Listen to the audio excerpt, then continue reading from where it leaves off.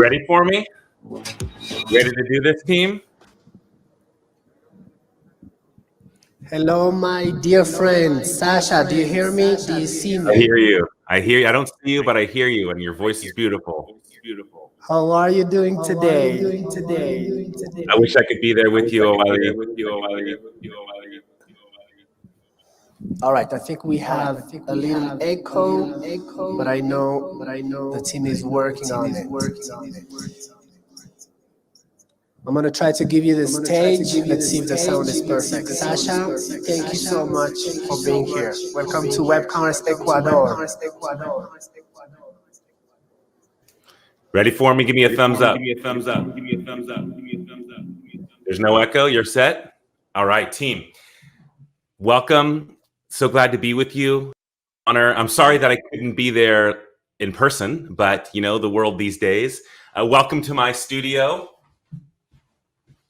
This is where I get to teach and I get to learn and I get to attend conferences like this. And I'm so happy to be with you. You know, when the WebCongress team was putting together today's program, they asked me what I wanted to talk about. And my question was, well, who's going to be at WebCongress this year, especially in Ecuador?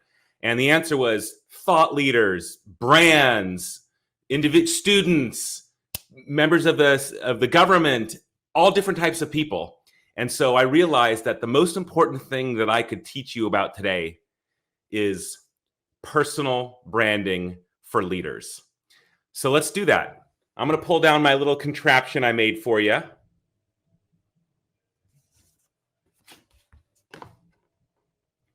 There we go. Should be able to see it. All right, perfect. See, no PowerPoint slides, none of that silliness, just content, All right, folks. Let's talk about personal branding for leaders and why I think it's really important for each of us, you and I, to be thinking about this. There's a lot going on in the world, a lot of frustrating things going on in the world. And it takes people like you and I and our power to influence to change things. And so if there's ever been a point in your career where you should be focusing on who you are, why you matter, how you tell that story, it's right now. And let me give you the reason why. As much as we all hate COVID-19 and are so tired of hearing about the disease, I want to talk about COVID-19, the economy, how each of our businesses has changed permanently, the way that our customers interact with us, different. The way that our consumers consume, different. The way that our competition competes, different. The way we work with our coworkers, different. And so what's important for you and I is to think about our leadership differently now.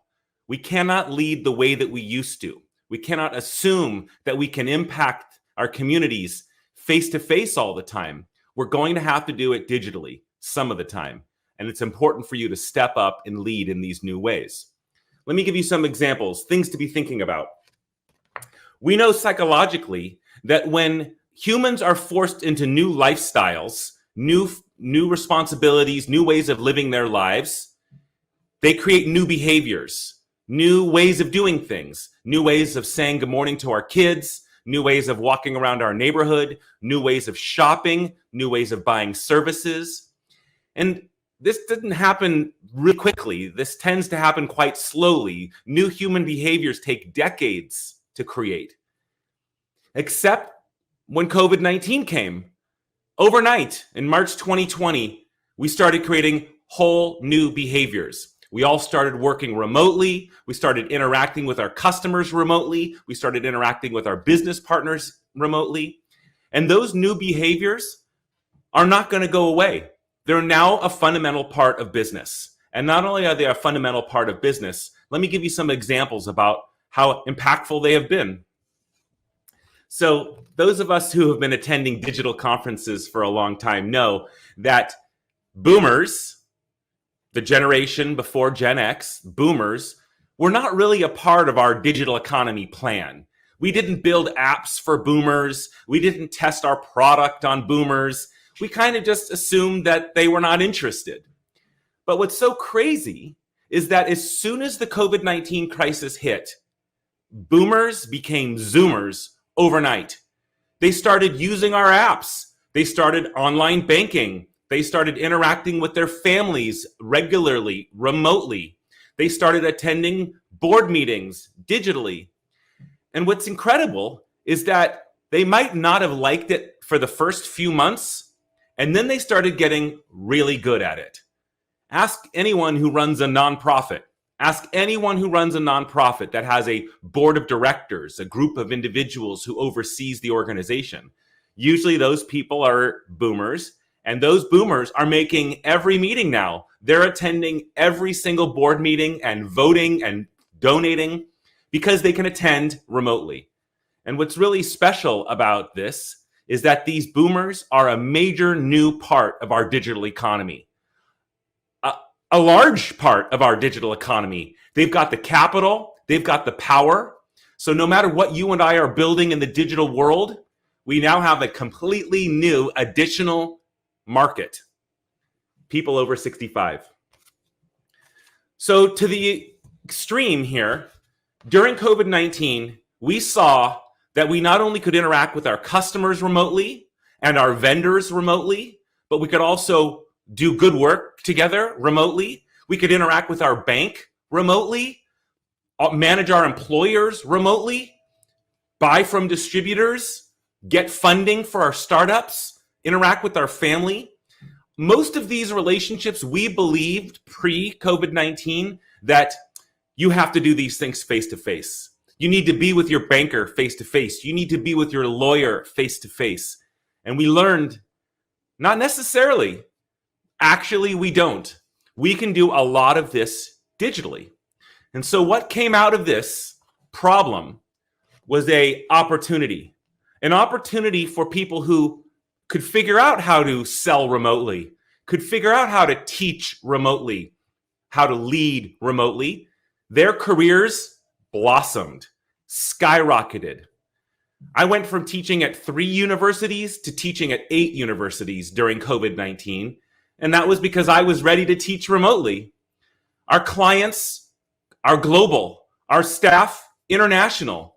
Why? Because we adopted these new technologies and found ways to collaborate. And so what's so interesting about the problems that COVID-19 created is that they also unlocked completely new opportunities for those of us who wanted to win.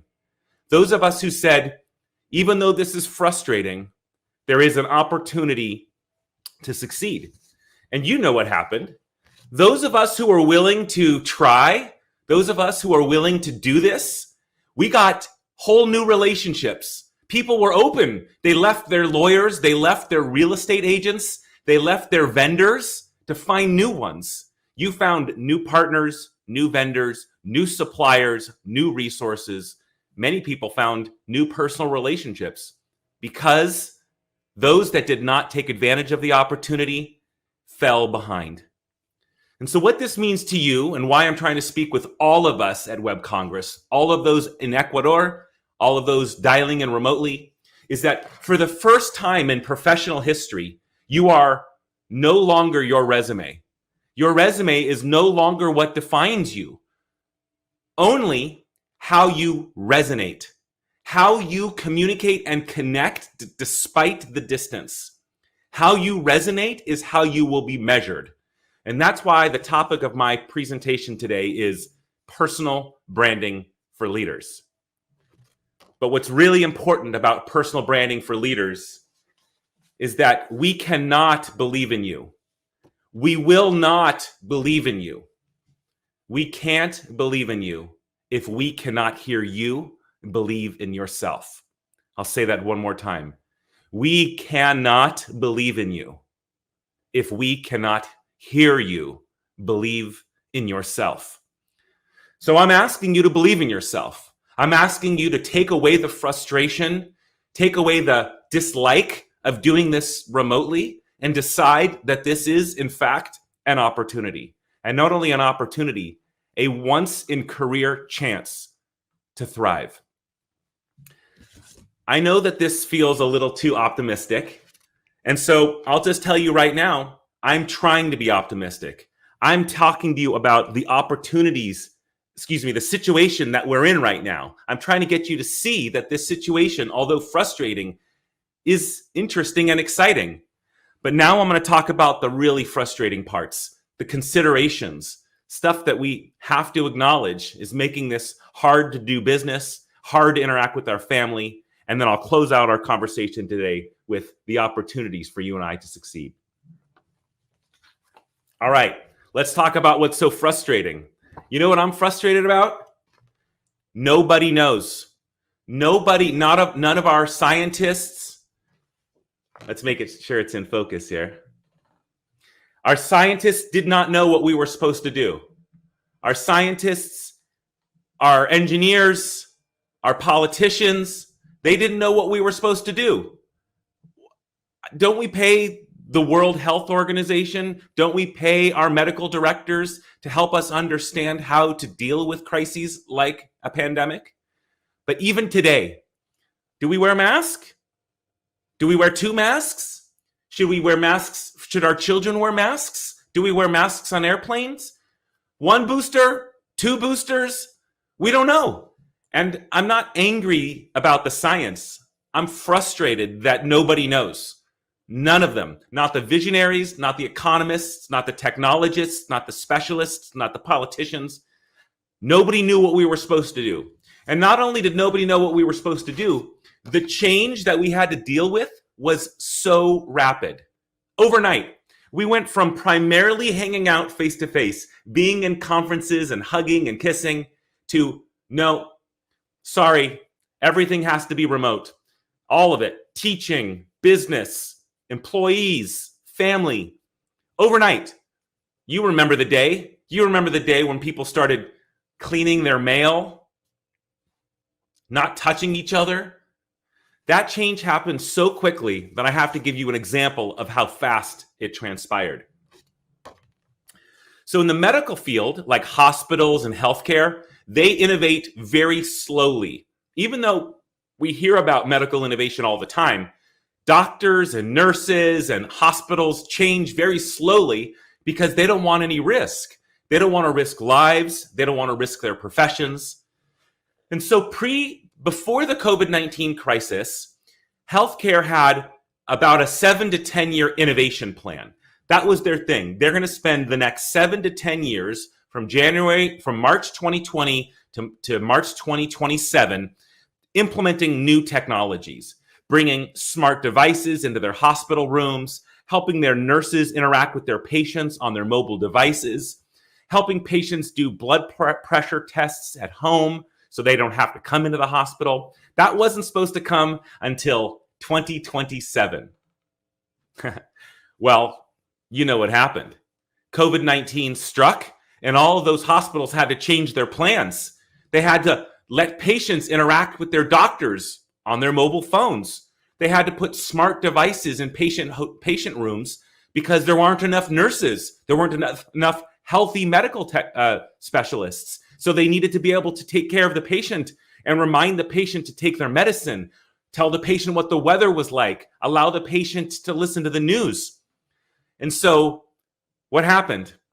Healthcare went from a 7-year innovation plan to a 30-day emergency innovation implementation plan, and created digital meetings, digital payments, digital customer records, digital calendaring, wearables for patients to track all facets of their bodies. Well, that's how fast the change was. And it was so fast, yet no one taught us how to do it. When I was teaching at a university during the crisis, the schools said, professors, do not come to campus. Do not meet with students face to face. Do not come to administration. And so we're in a Zoom meeting and we look around the meeting and all of us start raising our hands and saying, okay, university, are you going to teach us how to do this? Are you going to teach us how to give quizzes to our students? Are you going to teach us how to interact in this environment? No, nobody taught us. There was no help.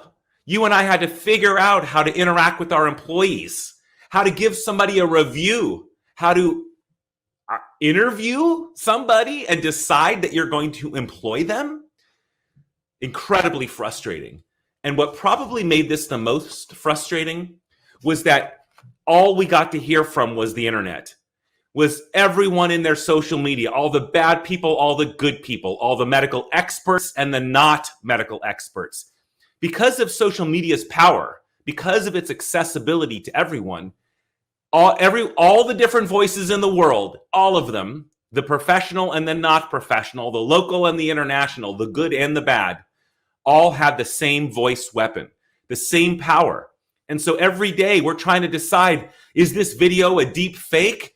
Is this tweet real? Are these guidances relevant?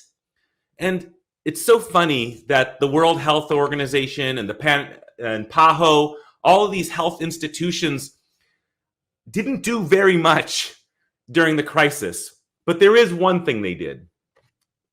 They did a study on how you and I are doing mentally.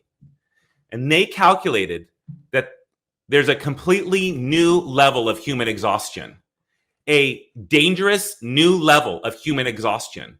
We are working harder. We are more frustrated. We're not as connected to the people in our lives. It was such a significant report that they shared it with the world and explained that even though we are not leaving our houses as much and we're spending more time with the people in our home, we are exhausted. We are extra exhausted in completely new ways. And what this leads me to is a situation that makes you and I, even though we're not in the same place right now, it makes you and I the same. I've been lucky in work and in family to travel all over the world, all over Central America, South America, North America, all over Europe, the Middle East, East Asia, all of those places. And I used to believe that I was an international citizen. Didn't matter. Guatemala, Costa Rica, Dominican Republic, Ecuador, Panama, didn't matter. I felt a part of these countries. But, I'm just a guy from Los Angeles. I sound like it. Look at my silly clothes. I look like it. And so even though I believed I was an international citizen, you and I eat different food. We pray to different goddesses. Life is different. Except now. Because you and I have one thing in common. Just like everyone in the room, just like everyone dialed into this remotely, there's one thing that all of us have in common. And that is COVID-19 hurt our families, hurt our friends, hurt our coworkers. We all were impacted by this. Rich nations, poor nations, big nations, small nations, didn't matter. All of us were impacted by this. And so, believe it or not, that makes the world different now. It makes the world different now. And that means there is an opportunity to impact the world differently. So remember, I first walked us through the situation we were in. Now I just took you through some of the frustrating considerations. Now let's talk about the opportunities that this circumstance has brought to us. Life has been rebooted, my friends. Human experience is different. We've completely changed the way that human lives are lived. And if you're attending WebCongress, you are not someone who's going to wait and see what happens. You are ready to think and do, to act and change, to implement and impact. And that's why I'd like to talk with you as this final stage of my presentation about three things. Three things I need you to be thinking about as a personal brand, as a leader, as an impactor, as an influencer. There's three things I want you to have in mind. Those three things I will explain here. One, you are no longer allowed to just make money. You have to work as an impactor, someone who knows that they are going to also contribute to the world while they make money. I'll explain that more in a second. You also have to understand that your business, the industry you're in, the way that it used to work before COVID-19 is different now. And so you need to enterprise like a maker. Work in business and change the business you work in. And then I'll finish out with thinking like a strategist. I'm a brand strategist, a global brand builder, and we don't think about building brands every week. We don't think about a social media campaign this week. We think about building brands for years. And that's what I want to close out my conversation with you about today. All right, so let's talk about working like an impactor. There's many different names for doing this. You might have heard of corporate social responsibility or environmental and social governance or pro-social work. But what I want to say to you is, now that we've all been traumatized by COVID-19, we see that we need to care about our neighbors, care about our communities in completely different ways. And so we no longer want to hear about a big business. We no longer want to hear about these Fortune 500 companies and how much revenue they've created. We want to know what good they're doing for the world also. And so what I'm going to say to you as a leader, your personal brand must not only be about being a leader in your industry, your personal brand also has to be about being a leader in your community. And here's how I want you to lead. I don't want you to donate any money. I don't want you to volunteer at the displaced persons shelter. I want you to use what you charge the most money for. What is the most expensive service you sell? And that is the only thing that you give away. For example, at our company, Innovation Protocol, every single one of us does brand strategy for nonprofits also. We might work with the biggest brands in the world, but 10% of the time, we're working on a nonprofit. We are giving away what we do best. That is the only kind of pro-social, the only kind of corporate social responsibility that your audience will respond to. If you're a master at building apps, build an app for a nonprofit. If you're a lawyer, an expert at employee law, help a nonprofit with their employee law. That's the kind of impact that people cannot forget. And they will believe in your business in completely new ways. One more comment about working like an impactor. You've heard the concept of diversity, equity, and inclusion, DE&I, and it's a shame that it took us this long to figure this out, that everyone deserves to be at the table, everyone.